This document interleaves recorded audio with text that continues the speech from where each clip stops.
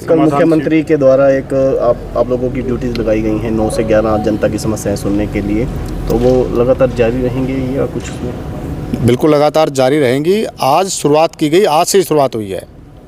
इसका नाम दिया गया है समाधान शिविर। माननीय मुख्यमंत्री ने, चीफ सेक्रेटरी साहब ने 2 बार वीडियो कॉन्फ्रेंस ले चुके हैं और सुबह 9 बजे डीसी कार्यालय में हमारे भी कम से भी कम 10 अधिकारी वहाँ बैठेंगे और जो बहुत छोटी छोटी लोगों की समस्याएं हैं, जैसे कोई ट्रिप फैमिली आईडी की बात है या कोई आपकी प्रॉपर्टी आईडी की बात है या कोई अन्य कोई बहुत छोटी छोटी चीज़ें हैं, उनको हम मौके पे निदान करेंगे। अगर कोई बड़ी 2 महीने की, 4 महीने की, 6 महीने की होगी, उसको प्लान करके बाकायदा कंप्यूटर के अंदर रजिस्ट्रेशन होगा और आपको उसका रजिस्ट्रेशन नंबर मिलेगा। आप उसको कभी भी पूछ सकते हो जी मेरी बात कहाँ तक होगी। यानी कि जो शॉर्ट टर्म की जो समस्याएं हैं उनको ऑन दी स्पॉट करेंगे। 2, 4, 5, 7 दिन में जो हल होने वाले उसको 2, 4, 5, 7 दिन में करेंगे, महीने में होने वाले को महीने में करेंगे, साल में होने वाले को साल में करेंगे। साल का मतलब ये हुआ, सपोज कि आपने डिग्गी बनवानी है किसी गाँव में, आप कह रहे हैं वहाँ डिग्गी जब पानी की व्यवस्था ठीक नहीं है और हाँ आपने एप्लीकेशन दी और हमने उसको सुनिश्चित कर लिया, हाँ वास्तव सर्वे कर लिया, हमने चेक करवा लिया, हमने बताया वास्तव में वहाँ पे डिग्गी की ज़रूरत है, तो 1 दिन में तो बनने से नहीं, वो 2 दिन में भी नहीं बनेगी, महीने में भी नहीं बनेगी। उसकी पूरा प्रोजेक्ट बन के सरकार के पास जाएगा, वापस आएगा, यानी कि अगले आने वाले 2-4 महीने के अंदर हम उसको बनवा देंगे। आज कितनी समस्याओं का समाधान किया सर आपने? जब तक मैं 11 बजे तक यहाँ था तो मेरे पास 15 एप्लीकेशन आ चुकी थी। मेरे पास का मतलब मेरी पूरी टीम के पास। और उस टीम के सबसे बड़ी बात यह है कि जब तक मैं 11 बजे तक वहाँ बैठा हुआ था तब भी मैं उसको एक एक पॉइंट मैंने अपने हाथ से नोट किया हुआ है। और अभी जाऊँगा, जाते ही सबसे पहले मैं अपनी डायरी को पूरा करूँगा कि आज टोटल एप्लीकेशन कितनी आई। आज रात को ही मैं डिविजनल कमिश्नर और चीफ सेक्रेटरी को मेल के द्वारा बताऊंगा कि इतनी समस्याएं आई हैं, इतनी एप्लीकेशन आई हैं, इसका हल हो चुका है, इसका हल इतने दिन के अंदर होगा। बाकायदा एक परफॉर्म होगा, उस परफॉर्मा को हमारी कोशिश रहेगी वहाँ भेजने के साथ साथ अगर अप्रूव किया तो मेरी कोशिश रहेगी कि उसको हम प्रेस को भी रोज़ाना रिलीज़ करें। इन बिटवीन अगर जनता की सुनवाई फिर भी अधिकारियों द्वारा नहीं की गई तो क्या एक्शन रहता है? आपने माननीय मुख्यमंत्री को सुन लिया होगा।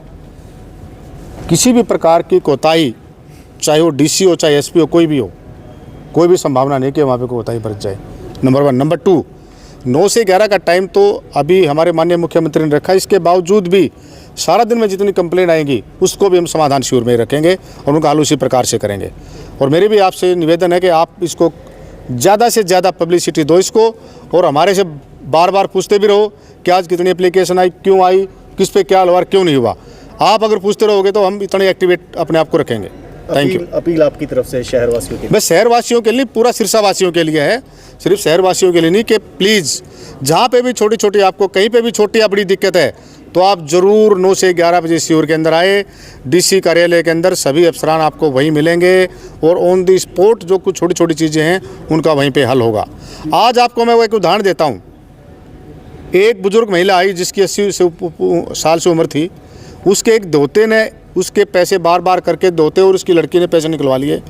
उसके 2 बेटे हैं, तो एक गुजरात में रहता है।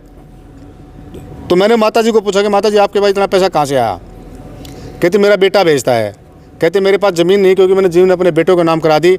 हमने वहीं पे एसपी साहब ने SHO को, उस लेडी को भी फ़ोन किया हमारे सामने, हालांकि हमने SHO को नहीं बताया था, और उसके दोते को भी फ़ोन किया कि भाई आप इसको बताओ आपने इसके साथ शरारत क्यों करी, और वो हल हो चुका होगा। इसी प्रकार से एक और बुजुर्ग आए जिनका बेटा ही, खुद बेटा, मैं खुद उसके परिवार की बात कर रहा हूँ, खुद बेटे ने उनकी ज़मीन अपने नाम करवा ली धक्के से और उनको घर से बाहर निकाल दिया। उसको भी ऑन दी स्पॉट हमने हल कराया है। तो इस प्रकार की जो ऐसी चीज़ें जो बिल्कुल बुजुर्गों को या लोगों को बिल्कुल कि यार बिल्कुल सरेआम अन्याय हो रहा है जिनके साथ, उनको हम ऑन दी स्पॉट हल करवा रहे हैं। इनका शुक्रिया, मेहरबानी।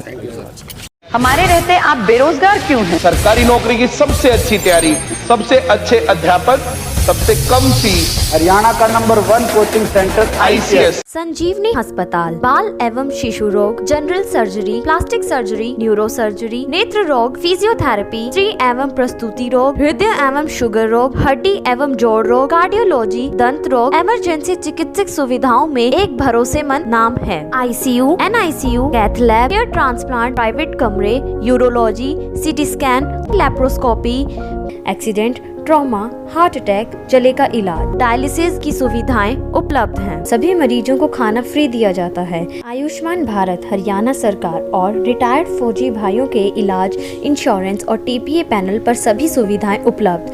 पूछताछ मोबाइल नंबर 7027566691।